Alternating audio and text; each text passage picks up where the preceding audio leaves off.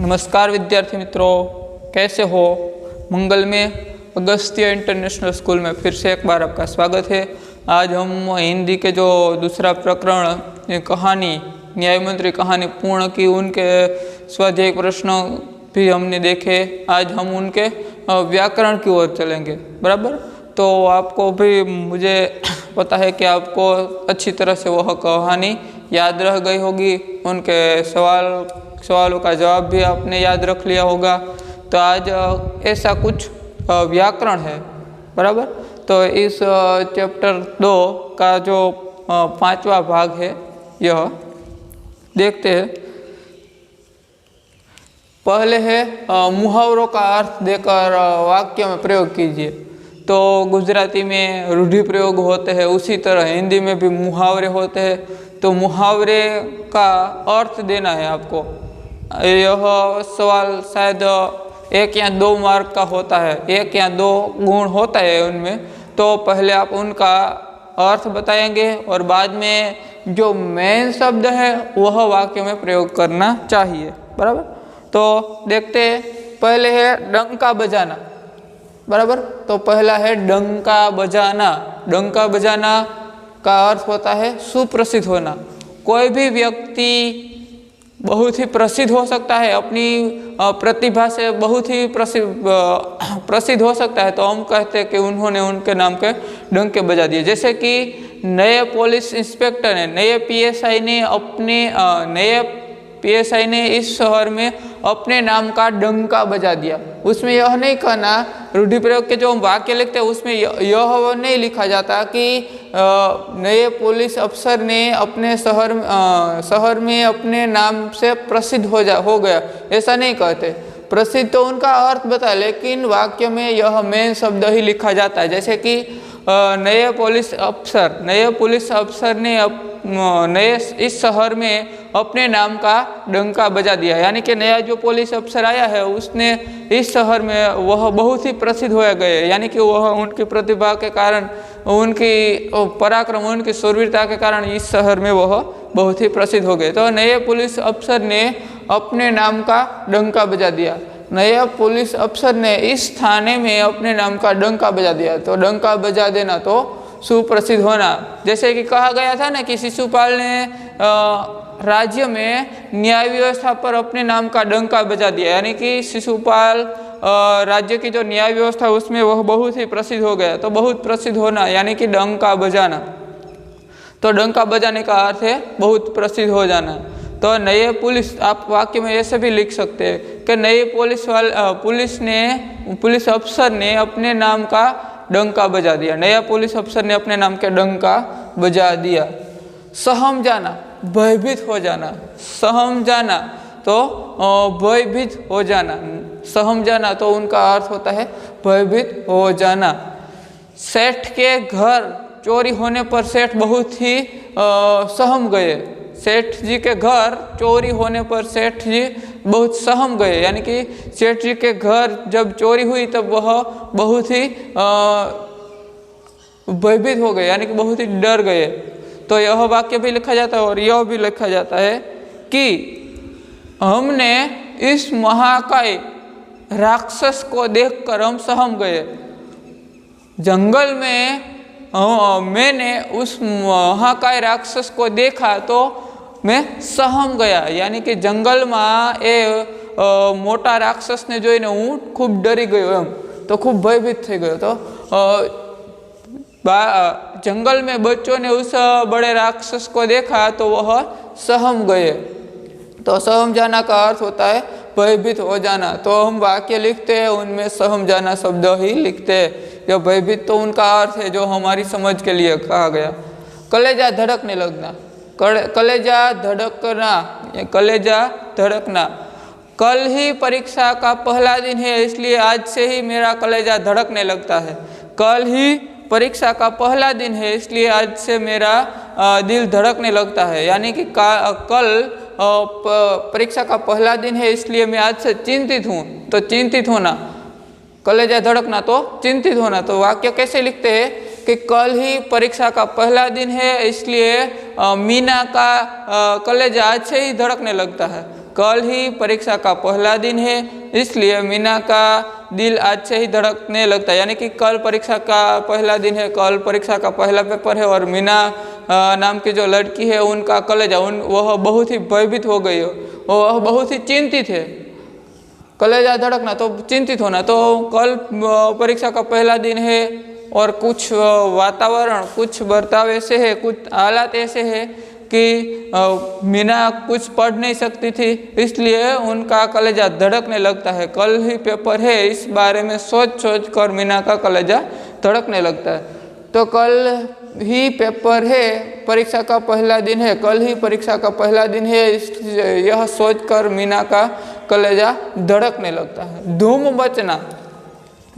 मचना तो प्रसिद्ध हो जाना, धूम मचना तो प्रसिद्ध हो जाना। हम वैसे कह सकते हैं कि अक्षय कुमार ने अपने नाम की धूम मचा दी। अक्षय कुमार ने सिनेमा जगत में अपने नाम की धूम मचा दी, यानी कि अर्थात टाइगर श्रॉफ ने अपने नाम की सिनेमा जगत में अपने नाम की धूम मचा दी, यानी कि वह बहुत ही प्रसिद्ध हो गए। बराबर। तो ऐसे तो कितने ही कलाकार होते हैं जो बहुत ही प्रसिद्ध हो जाते हैं। तो टाइगर श्रॉफ ने सिनेमा जगत में अपने नाम की धूम मचा दी। रानू मंडल ने अपने नाम का संगीत जगत में धूम मचा दिया, यानी कि धूम मचाना तो सुप्रसिद्ध होना। रानू मंडल जो कई सा दिनों के पहले जो सुप्रसिद्ध हुई थी। तो यहाँ पे कोई भी नाम लिख सकते हैं, जैसे कि श्याम ने स्कूल में अपने नाम की धूम मचा दी। श्याम ने स्कूल में अपने नाम की धूम मचा दी, तो श्याम बहुत ही प्रसिद्ध हो गया। क्या हुआ? श्याम स्कूल में बहुत ही प्रसिद्ध हो गए। तो ऐसे वाक्य हम लिख सकते हैं। तो धूम मचाना तो प्रसिद्ध होना। श्याम ने अपने स्कूल में अपने नाम की धूम मचा दी, तो श्याम स्कूल में बहुत ही प्रसिद्ध हो गया, क्योंकि वह होनहार यानी कि होशियार लड़का था, इसलिए वह सुप्रसिद्ध हो गए। तो श्याम ने अपने नाम की धूम मचा दी। नींद उड़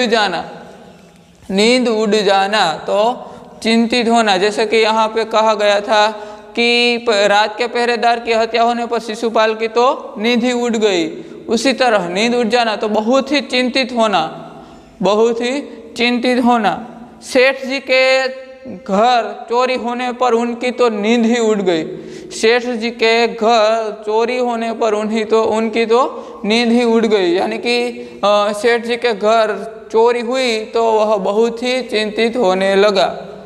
तो नींद उड़ जाना तो बहुत चिंतित होना। तो सेठ जी के घर चोरी होने पर वह बहुत ही चिंतित होने लगा। तो सेठ जी के घर चोरी होने पर उनकी तो नींद उड़ गई। तो नींद उड़ गई शब्द अभी लिखा जाता है। जो वाक्य हम लिखते हैं उनमें हमें जो ये मुहावरे का शब्द है वह लिखना है, नहीं के अर्थ, उनके अर्थ लिखना नहीं है, और जो मुहावरा है वही लिखना है। तो सेठ जी के घर चोरी होने पर सेठ जी की तो नींद ही उड़ गई। तो नींद उड़ जाना यानी कि बहुत चिंतित होना।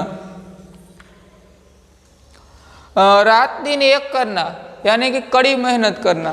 तो रात दिन एक करना तो कड़ी मेहनत करना। परीक्षा में प्रथम आने के लिए सोना ने कड़ी मेहनत की। परीक्षा में प्रथम आने के लिए मीनाक्षी ने रात दिन एक कर दिया। परीक्षा में प्रथम आने के लिए मीनाक्षी ने रात दिन एक कर दिया। रात दिन एक करना यानी कि कड़ी मेहनत करना। तो परीक्षा में प्रथम आने के लिए जो मीनाक्षी नाम की लड़की थी उसने बहुत कड़ी मेहनत की। तो परीक्षा में आने के लिए मीनाक्षी ने बहुत कड़ी मेहनत की। कड़ी मेहनत करना तो रात दिन एक करना तो कड़ी मेहनत करना। तो यहाँ पर शिशुपाल ने अपराधी का पता लगाने पर शिशुपाल ने रात दिन एक कर दिया, तो कड़ी मेहनत की थी। तो परीक्षा में प्रथम आने के लिए मीनाक्षी ने रात दिन एक कर दिया, यानी कि परीक्षा में प्रथम आना था इसलिए मीनाक्षी ने कड़ी मेहनत की। जैसे कि रात दिन एक करके बहुत मेहनत की हम, तो रात दिन एक करना यानी कि कड़ी मेहनत करना। परीक्षा में प्रथम आने के लिए मीनाक्षी ने कड़ी मेहनत की। आश्चर्य का ठिकाना न रहना तो बहुत आश्चर्य होना। आश्चर्य का ठिकाना न रहना, तो बहुत आश्चर्य होना। तो छोटे लड़के को संस्कृत में श्लोक बोलते हुए देखकर मेरे आश्चर्य का ठिकाना न रहा। तो छोटे लड़के को संस्कृत में श्लोक बोलते देखकर मेरे आश्चर्य का ठिकाना न रहा, यानी कि मुझे बहुत आश्चर्य हुआ। जो छोटा लड़का है वह अच्छी तरह से संस्कृत बोल सकता है, अच्छी तरह से संस्कृत में श्लोक गाता है, तो यह देखकर मुझे बहुत आश्चर्य हुआ। जैसे कि आश्चर्य का ठिकाना न रहना, तो छोटे लड़के को संस्कृत में श्लोक गाते हुए देखकर मेरे आश्चर्य का ठिकाना न रहा। तो आश्चर्य का ठिकाना न रहा तो बहुत आश्चर्य होना। क्षोभ प्रकट करना, ओठ काटना तो क्षोभ प्रकट करना, यानी कि लज्जित हो जाना। तो अपना अपराध स्वीकारते हुए गुनहगार ओठ काटने लगा, यानी कि बहुत क्षोभ प्रकट करने लगा। तो जब सेवक की भाषा सुनकर, सेवक की बोली सुनकर उनके मालिक ओठ काटते रह गए, यानी कि सेवक है जो मालिक का जो दास है, उनका जो दास है वह ऐसे कुछ बोलने लगा कि उनकी बोली सुनकर, उनकी भाषा, उनकी वाणी सुनकर श्रेष्ठ जी क्षोभ प्रकट करने लगे। तो लज्जित होने लगे, अफसोस करने लगे अपने आप पर। तो क्षोभ प्रकट करना तो ओठ काटते रहना। जैसे कि यहाँ पर शिशुपाल का न्याय देखकर सम्राट अशोक ओठ काटते रह गए, यानी कि क्षोभ प्रकट करने लगा। तो क्षोभ प्रकट करना तो ओठ काटना तो क्षोभ प्रकट करना।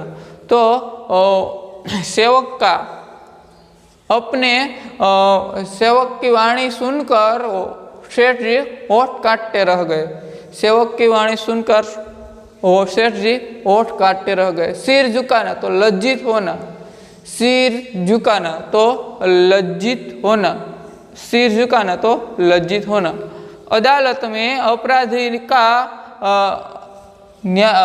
ने न्यायाधीश का न्याय सुनकर सिर झुका लिया। अपराधी ने अदालत में अपराधी ने न्यायाधीश का न्याय सुनकर अपना सिर झुका लिया, यानी कि लज्जित हो गए। अपराधी जब अदालत में न्यायाधीश ने न्याय किया कि और उनका अपराध उनके सामने आ गया, तब अपराधी वह बहुत ही लज्जित हो गया। लज्जित होना यानी कि सिर झुकाना। तो अदालत में न्यायाधीश का न्याय सुनकर जो अपराधी है वह उसने अपना सिर झुका लिया, यानी कि वह बहुत ही लज्जित हो गया। गदगद हो जाना, गदगद होना यानी कि भाव विभोर होना। तो परीक्षा में प्रथम आने पुत्र का प्रथम आने से माता पिता गदगद हो गए। परीक्षा में प्रथम नंबर आने से माता पिता गदगद हो गए। परीक्षा में पुत्र के प्रथम आने से माता पिता गदगद हो गए यानी कि भाव विभोर हो गए। तो गदगद होना तो भाव विभोर होना, जिसे गुजराती में लागणीशील कही सकिए कि लागणीशील खूब ज भाव विभोर થઈ ગયા એમ। तो परीक्षा में पुत्र के परीक्षा में प्रथम आने से माता पिता गदगद हो गए, तो भाव विभोर हो जाना। आँख खोल देना तो सच्चाई का ज्ञान करा देना, आँख खोल देना तो सच्चाई का ज्ञान करा देना। तो शिशुपाल ने सम्राट की आँख खोल दी, शिशुपाल ने सम्राट की आँख खोल दी। जैसे तो शिशुपाल ने सच्चाई का ज्ञान करा दिया, शिशुपाल ने सच्चाई का ज्ञान करा दिया। बीरबल ने अकबर की आँख खोल दी। ऐसे बीरबल और अकबर के तो कई प्रसंग है, तो उन हर प्रसंग में बीरबल कुछ ऐसा करता है जिससे अकबर की आँख खुल जाती है, यानी कि उन्हें सच्चाई का ज्ञान हो जाता है। वो अज्ञानी है लेकिन बीरबल उनकी कुछ ऐसी प्रयुक्ति करता है जिनसे अकबर की आँख खुल जाती है, बराबर। तो आँख खुल जाना यानी कि सच्चाई का ज्ञान होना। तो ये थे मुहावरे का अर्थ। वाक्य में प्रयोग कीजिए। तो आप वाक्य में आपको जो अच्छा लगे वह वाक्य लिख सकते हैं, लेकिन वाक्य लिखते समय आपको यह नहीं लिखना, अर्थ नहीं लिखना, जो मेन मुहावरा वही लिखना है। तो तो डंका बजाना, तो सुप्रसिद्ध होना, सहम जाना तो भयभीत होना, कलेजा धड़कना तो चिंतित होना, धूम मचाना तो सुप्रसिद्ध होना, नींद उड़ जाना तो बहुत चिंतित होना, रात दिन एक करना तो कड़ी मेहनत करना, आश्चर्य का ठिकाना न रहना तो बहुत ही आश्चर्य होना, ओठ काटना तो क्षोभ प्रकट करना, सिर झुकाना तो लज्जित होना, गदगद होना तो भाव विभोर होना, गदगद होना तो भाव विभोर होना, आँख खोल देना तो सच्चाई का ज्ञान होना। बराबर, तो ये थे मुहावरे। अब हम कुछ नए पॉइंट की ओर चलते हैं। बराबर, तो मुहावरे आपको समझ में आ गए होंगे। आपको ये 6ठी, 7वीं और 8वीं कक्षा में भी मुहावरे आपने देखे होंगे। अब उपसर्ग, जो उपसर्ग की शुरुआत आपको 8वीं कक्षा से हुई हो, लेकिन अगले वर्ष आप 8वीं कक्षा में थे, तब शायद स्कूल बंद था, इसलिए आपने इनका अध्ययन नहीं किया होगा। लेकिन आज हम करेंगे अध्ययन कि उपसर्ग किसे कहते। जो उपसर्ग यानी कि शब्द के पहले आते हुए एक शब्द, जिनसे विशेष शब्द के पहले आता हुआ विशेष शब्द, जिनके बिना ही वाक्य, बिना शब्दों का अर्थ हो सकता है और उनके जुड़ने से भी शब्द का अर्थ जोड़ सकता है और दोनों में परिवर्तन हो सकता है, तो वह है उपसर्ग। उपसर्ग का अर्थ होता है कि शब्द की विशेषता बताना, जो मेन शब्द है उसकी विशेषता बताना, उनके बिना का शब्द में भी परिवर्तन हो सकता है। तो अतिथि में उपसर्ग क्या है, तो अतिथि में उपसर्ग अ है। बराबर, देखते अ प्लस तिथि,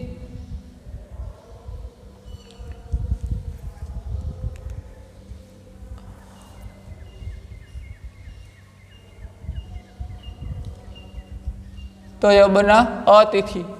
तो आपको अब पता चल गया होगा कि उपसर्ग जो विशेष शब्द है, शब्द से पहले, यहाँ देखिए दो बात है। उपसर्ग गुजराती में दो बात ऐसी होती कि पूर्व प्रत्यय और पर प्रत्यय। जे शब्दनी पहला आवे અને શબ્દના અર્થમાં વધારો કરે એ પહેલા આવે તો એને પૂર્વ પ્રત્યય કહેવાય, પણ અહીં હિન્દીમાં શું થાય, ઉપસર્ગ, અને શબ્દની પછી આવે અને શબ્દના અર્થમાં વધારો ફેરફાર કરી શકે તો એને શું કહેવાય, ગુજરાતીમાં પર પ્રત્યય કહેવાય, પરંતુ અહીંયા હિન્દીમાં પ્રત્યય કહેવાય।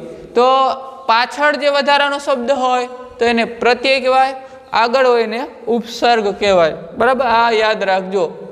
સ્વાગત तो सु वत्ता आगत, स्वागत तो सु वत्ता आगत। बराबर, स्वागत तो सु वत्ता आगत। असाधारण तो अ वत्ता साधारण। असाधारण तो अ वत्ता साधारण। निष्पक्ष तो नीह, याद रखिए कि क्या कहा है, नी वत्ता पक्ष, उसे कहते हैं निष्पक्ष। देखिए यहाँ स में परिवर्तन हो गया है, यह इस तरह नहीं लिख सकते हम, यह नहीं लिख सकते, क्योंकि यह लिखते तो यह गलत। तो निष्पक्ष। अन्याय तो अ वत्ता न्याय, उसे कहते अन्याय।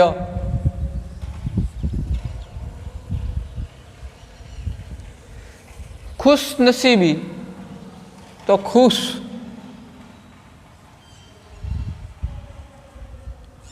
प्लस नसीबी।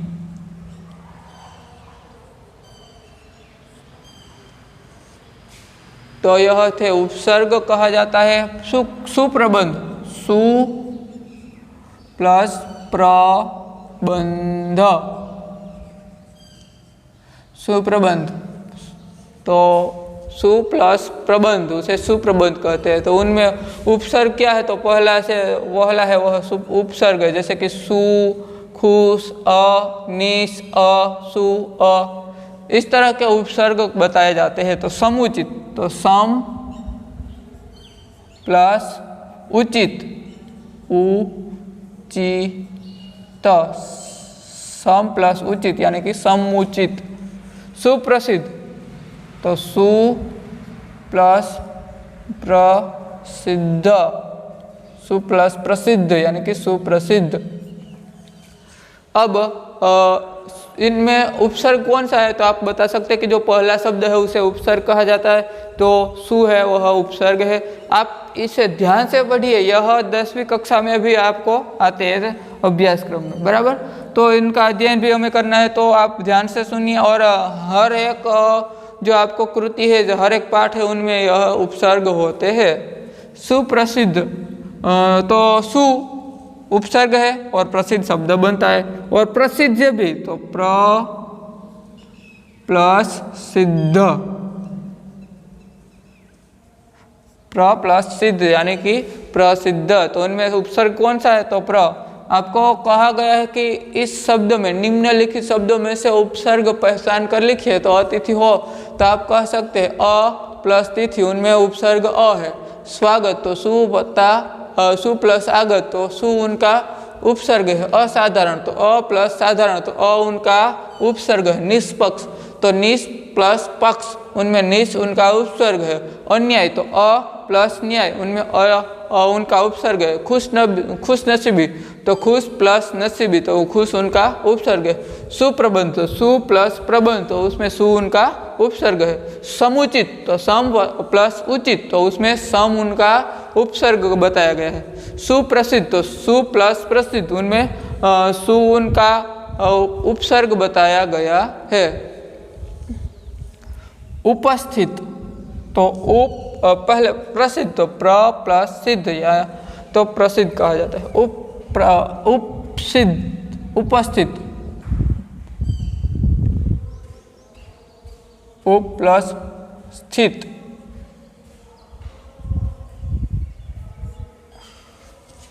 उप प्लस स्थित, तो उपस्थित।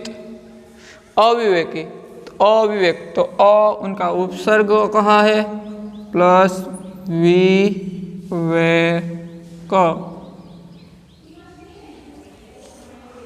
परदेश, तो पर प्लस देश, उसमें पर उनका उपसर्ग बताया गया है। पर प्लस देश, तो परदेश में पर उपसर्ग बताया गया है। देश शब्द है, पर उनमें जुड़ने से परदेश बनता है। परदेश यानी कि विदेश, जो देश नहीं है उसे परदेश कहा जाता है। निस्तब्ध, तो उसमें निह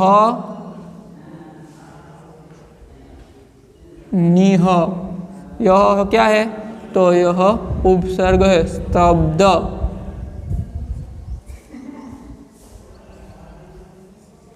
निस्तब्ध। सुगम, तो सु प्लस गम, सु उनका उपसर्ग है। सु प्लस गम।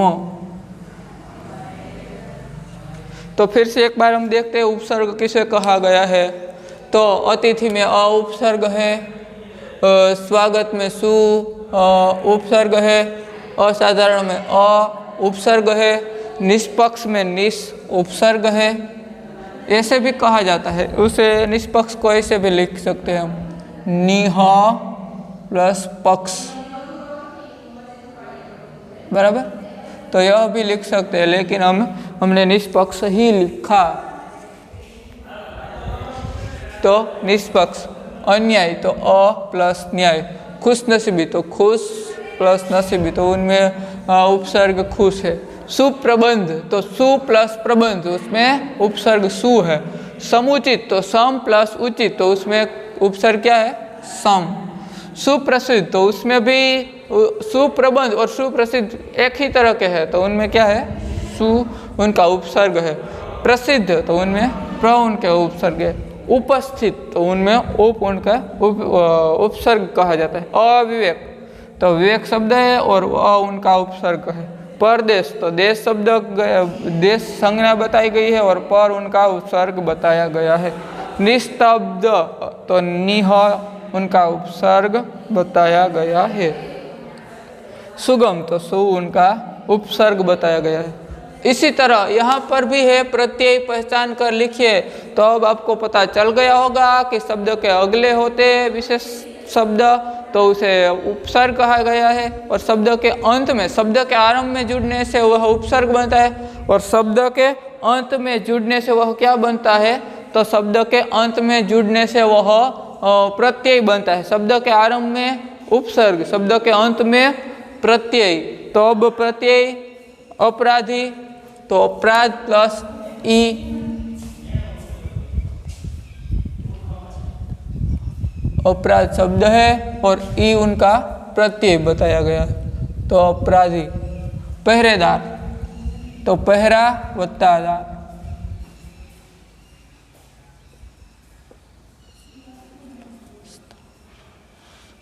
तो दार उनका प्रत्यय कहा गया। पहरा प्लस दार, तो पहरा पहरेदार का यह प्रत्यय है। निष्पक्षता, तो निष्पक्ष शब्द कहा गया है,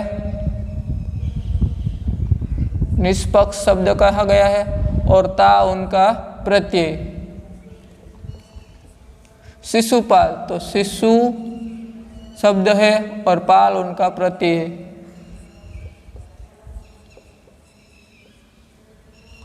शिशुपाल। खुशनसीबी, तो खुशनसीब उन शब्द है, खुश नसीब, खुश नसीब शब्द है और उनमें प्रत्यय क्या है, तो ई प्रत्यय लगता है। जो ब से अलग होता है, भिन्न होता है, वह ई प्रत्यय लगता है।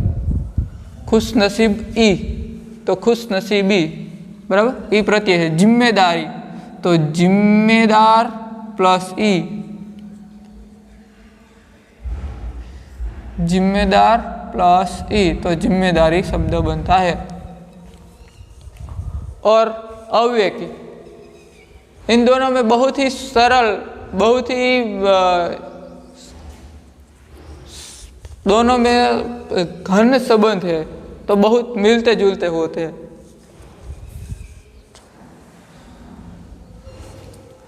तो जिम्मेदारी, तो जिम्मेदार प्लस ई, अव्ययी, तो अविवेक, अविवेक प्लस ई, तो अविवेकी। निडरता, तो निडर प्लस ता।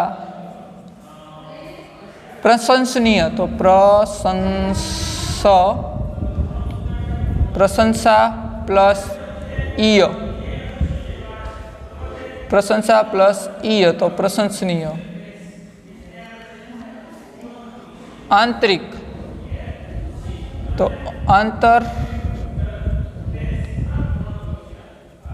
अंतर प्लस इक, तो आंतरिक शब्द बनता है। मूर्तिकार, तो मूर्ति प्लस कार,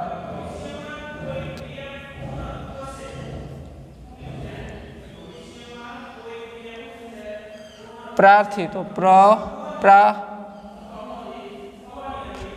प्रार्थ प्लस ई। तो यह थे प्रत्यय। तो उनमें प्रत्यय क्या है, तो आपको पता चल गया है कि शब्द के अंत में जो शब्द है उसे प्रत्यय कहा जाता है।